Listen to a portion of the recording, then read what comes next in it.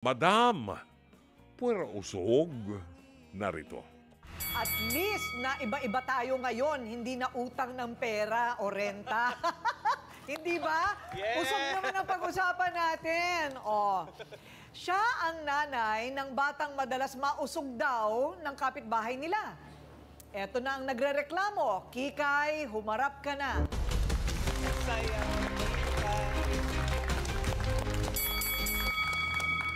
So yung anak mo ang nauusog? Opo. Ano, teka muna. So itong nirereklamo mo, kapitbahay nyo? Opo, kapitbahay lang po namin. Okay. Tapos, bakit nyo naman naisip na, ano, parang ba siyang mangkukulam?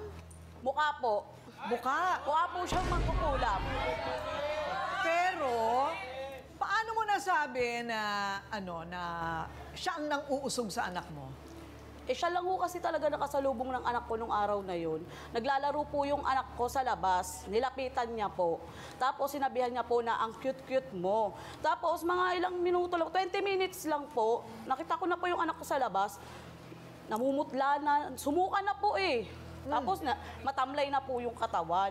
Kaya ginawa ko po, inuwi ko. Tapos ginawa ko, pinunasan ko ng tubig na may malamig. Tapos pinainom ko po ng tubig, pinagpahinga ko po. Mga kalahating oras po, okay na po yung anak ko, pinagpahinga ko lang po. Ano ba yan? Yan ba ay depende sa tao? Kung may pagka-mangkukulam siya, may masamang hangarin, gano'n? Eh, ako po kasi naniniwala po kasi talaga ako sa usog eh. Tsaka hindi naman po kasi sakitin yung anak ko eh.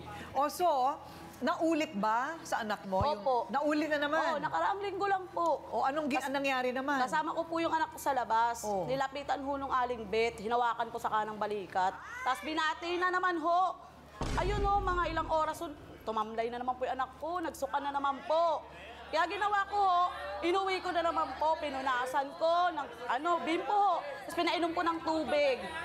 Tapos mga kalahating oras din ho, hinintay ko lang, pinagpahinga ko lang po. Umukay na po yung kalagayan niya. Tapos, nung kinabukasan ho, may malapit na clinic ho doon, ginawa ko, pina-check up po na din po yung anak ko doon. O ano sabi ng doktor?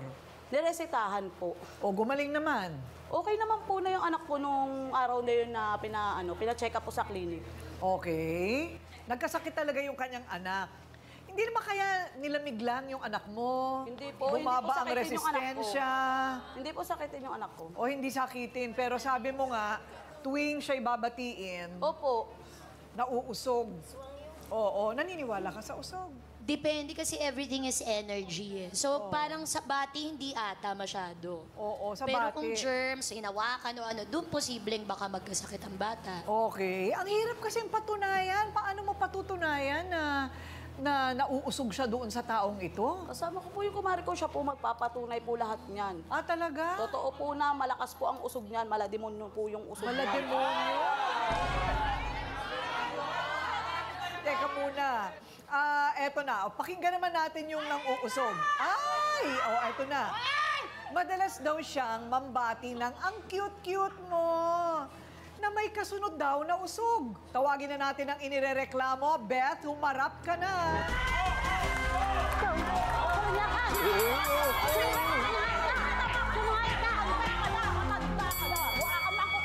Sinungaling ka?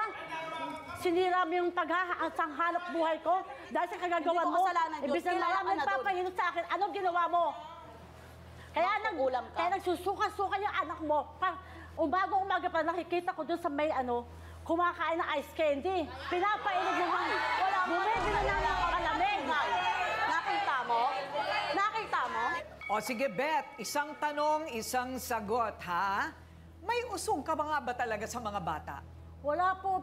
Wala po akong usog. Naghihilot po ako. Ako nga naghihilot sa mga bata eh. Oh, so? Yan, nagpahilot pa nga sa akin yan. Yung buntis yan eh. 7 buwan, nagpataas sa akin ng matres. Pinagbayad ko ba siya? Ay, Nagbabayad ako. Hindi mo tinanggap. Nagbabayad ako. Hindi mo tinanggap. Pusan loob ako pusan loob ka lumalapit sa akin. Kasalanan mo na yun. Nagbabayad ako. Hindi mo Hindi tinanggap. ko alam kung anong galit mo sa akin, Kikay. ano ba yung galit?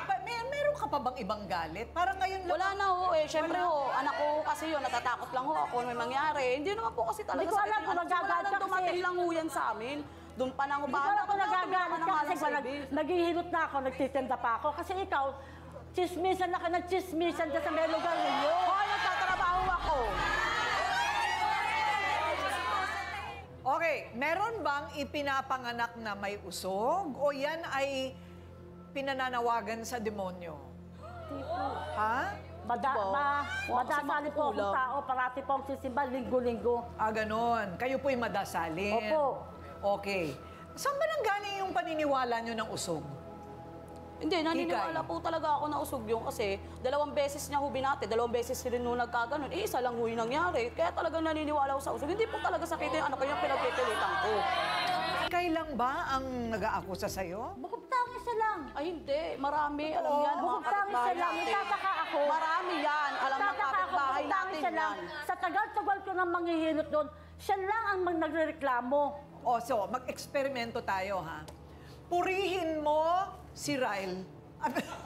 Sabi ko, naramdaman ko na po eh. Purihin mo si Ryle. Tingnan natin kung magkakasakit siya. Ako pa nga ang nakakaalam pagka nausog ka o hindi eh. O, ayan, ito na nga. Ayan na nga. Kasi ang hawak ko, pag ako alam ko may usog ang bata, nahawa ko sa tenga. Practice lang, bro. Practice lang. Pag malamig ang tenga, may pilay. Tapos dito, pagka hindi pantay, may bate. Ayaw naman yan patingin sa akin, anak ko, tignan ko. Eh natatakot nga sa'yo yung anak ko mo kasi makukulang. Nako, talaga. Maganda yan. Tsura mo pala. Palalabasin na ng bahay. Paano ngayon naapektuhan ang kabuhayan mo dahil sa chismis? Ano po, yung titindang almusal ngayon po, pagka may magtitinda po ako na maglalako po, sabi ng nadidinig ko na lang basta, kayong bibili ng anjaksit, suso kayo, sumuka rin kayo. Kaya yung mga paninda ko, nasasayang, wala na akong bumibili. Ah, ganun. O may pinag-aaral akong anak, umuupa pa ako ng bahay. Ano pa ipapansin sa ginawa niyan? O, anong siya ginawa niya? Ano pa ang anak ko napasok? Ilan ang anak mo? Isa. Isa. Grade 6. Oh, ikaw, ilan ang anak mo? 5 po. 5? Tama na. Tama na. Yung usog, parang sa Pilipino lang yata meron ito, no? Sa Pilipino daw lang meron ito. Pero sa ibang bansa, like for example, Turkey, doon ko nabili ito. At ang tanging panangga daw sa usog ay itong evil eye. Ay, kunin mo nga doon sa ating mesa ng ebidensya. Ayun, eto. Pwede itong malaki, lalagay mo sa bahay, kwintas, sasabit mo. O kaya, ay, meron ka rin. O, ayun. O, pakita mo nga ito direct. Ayan, meron akong evil eye sa pulseras. Ito naman, naku, sa Turkey, ito kahit saan makikita mo, right? Oo. Sa mga pinto ng bahay. Sa mga pinto ng bahay, para hindi pasukin ng malas. Yun ang sabi, para hindi pasukin ng malas. Pero hindi ko lang alam, ako naman parang laro na rin eh. Hindi mo masabi ano bang totoo, ano bang hindi ba? Naku, hindi pa po dito nagtatapos ang mga kwento ng usog daw ni Ma'am Beth. Dahil may isa pang nanay ang nagrereklamo din. Kakampi naman ito ni Kikay. Tawagin na rin natin ang handang magpatotoo. Vanessa, humarap ka na. Sinungaling ka! Ikaw sinungaling! Hoy, hindi ka machichismis kung walang katotohanan yung sinasabi namin. Tama. Okay. Oh. Sakto, chismis. Ate Vanessa, kalma po na onte, ha? Okay. Ano pong nangyari? Pati po ba anak nyo nasasabing nausog? Isalay sa inyo, paano po nyo yung nasabi? Galing po ako sa trabaho. Lumabas po yung magkapatid sa labas. Pagkatapos po, nung umuwi ako sa bahay, nakita ko po, nanghihina na po yung anak ko. Tinanong ko yung panganay kong anak. Sabi ko, ano nangyari sa kapatid mo? Sabi niya, napati lang po yan ni Aling Beth, ma. Sabi ko, bakit nabati? Ano yung ginawa? Nakit-kit daw ng anak ko. Sabi niya gano'n. Hindi naman ho siya nagsuka eh. Ang nangyari po, nanghihina lang po at nagpapawisan po ng malamig. Kaya ang ginawa ko po, nagpahinga ko lang po siya. Sabi ko, sige, magpahinga lang muna. Tapos pinainom ko na rin po ng maligamgam ng tubig. Okay. Parang parehas sila ng kwento, no, Ate Kuring? Bago ba kayo naghinala na usog ito, meron bang medical intervention? As in, may doktor bang tumingin bago kayo Sa akin nag-isip po, ng gano'n? hindi ko na po siya pinadoktor. Yung sa akin. Yung akin ho, pina-check up ko po talaga. Pero, nung kinabukasan na ho, yun, okay na po yung anak ko noon. Mula nitong mga nangyari na to, anong ginawa nyo? Iniiwasan nyo na ba si Beth? Paano naka-apekto to sa pagkakaibigan Nakita nyo? lang nila na ano, porkit ganito kilay ko, tato. Ay, hindi. Itsura mo, di Demonyo ba? na? Di ba nakikita yung mukha mo? Mang-uusog Mukha na? kang mangkukulam. Hindi naman lahat ng Yan ang hindi naman nakikita sa itsura yun. Yung mga bata, kasi gawa na sa kapal ng kilay ko, isa to yan. Kailan ka ba nagpatato ng kilay? Tagal na po. Ha? Nung ano pa yun, nagja-Japan pa ako, 18 years old. Nag-Japan UK po ako. Alam mo, ibang klase yung tattoo mo, ha? Kasi kung Yung nagkaedad na ako, lumaylay na siya. lumaylay. Kaya dapat, Ate Kuring, pag nagpapatato ng kilay, dito na ipatato. Para pag nagkaedad tayo, bumababa siya sa tamang lugar. Balang araw, pag nag-80 ka na, ate, magiging eyeliner na po yan. So, sasakto ulit. So, mag-aantay pa tayo ng 40 years. Aling Beth. Napatawa lang kita, Ate Beth, pinapag-aakto Alam lang. mo, yung mga usong patato ngayon ng kilay, medyo hindi na ganyang katindi, no? Sama ho tumingin yan sa mga bata. Talaga Siyempre ba? na po nga, naglalako ako. Tapos sabi yan, nagtatanong, nung mga ano po yan, binili, sabi ko, bakit bibili ka ba, be? Sabi ko sa kanila, bati na ba yun? Yung ganun? Bibili ka ba, be? Sabihin mo muna sa nanay mo. Oh, hayaan mo, meron ka rin namang kakampi. Wala raw katotohanan ng binibintang sa ninang niya. At kung may dapat sisihin, hindi raw ang bati, kundi ang pagiging pabaya ng ilang mga magulang. Ayan. Tatat, humarap ka na. Sobrang ano nila.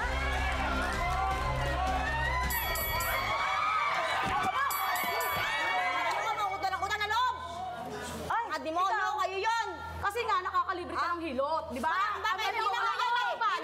Wala. Ikaw nga, pailot ka, nagbayad ka. Nagbabayad ako! Alam mo ano yung dalawa?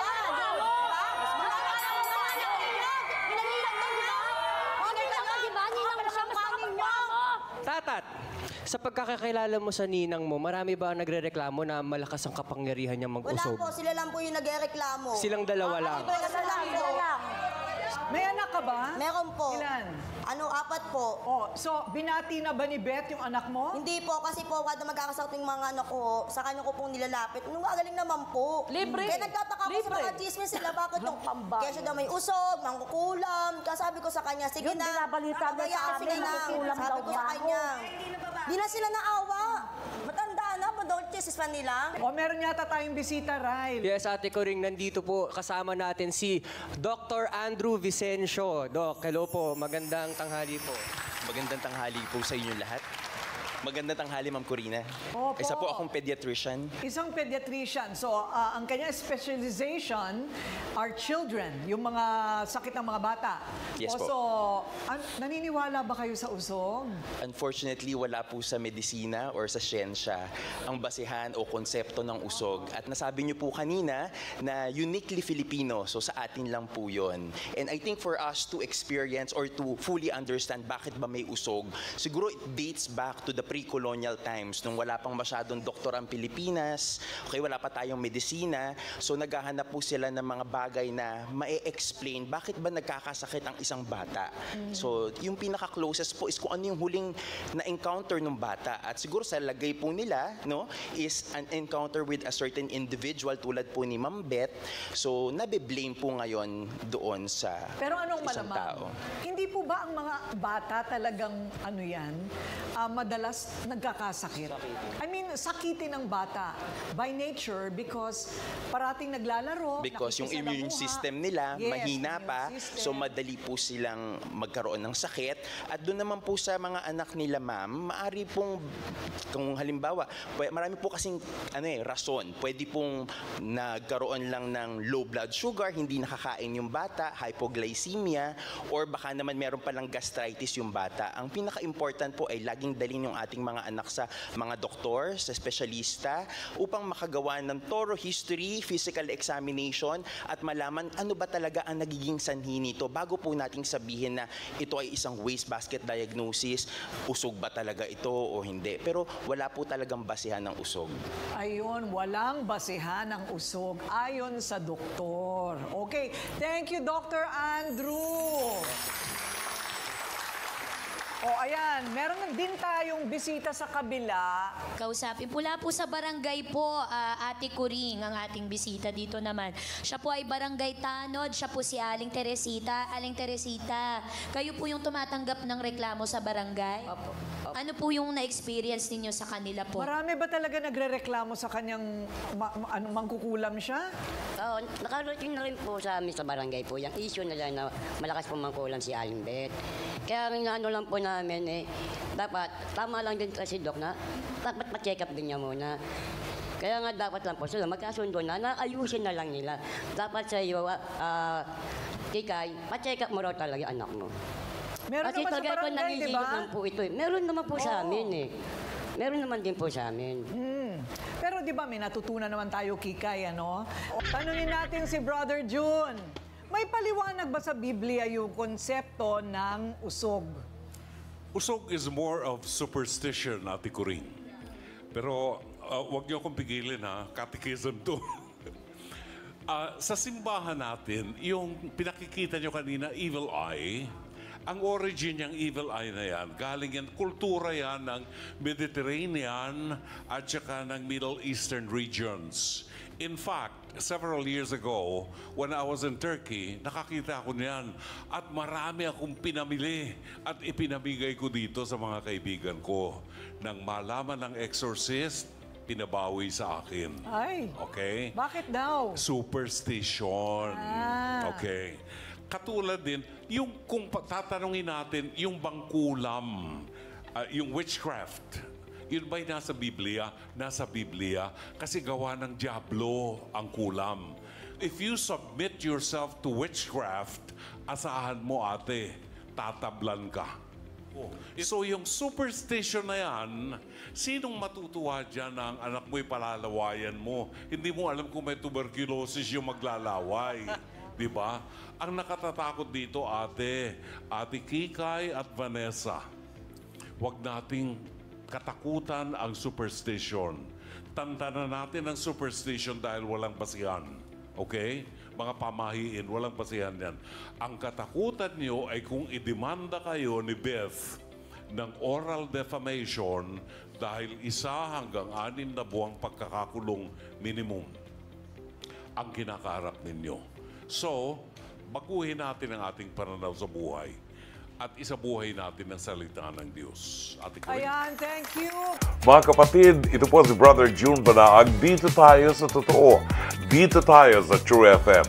Mag-subscribe at i-follow ang mga social media accounts at True Network PH sa FB, Instagram, X, YouTube, TikTok, and podcast.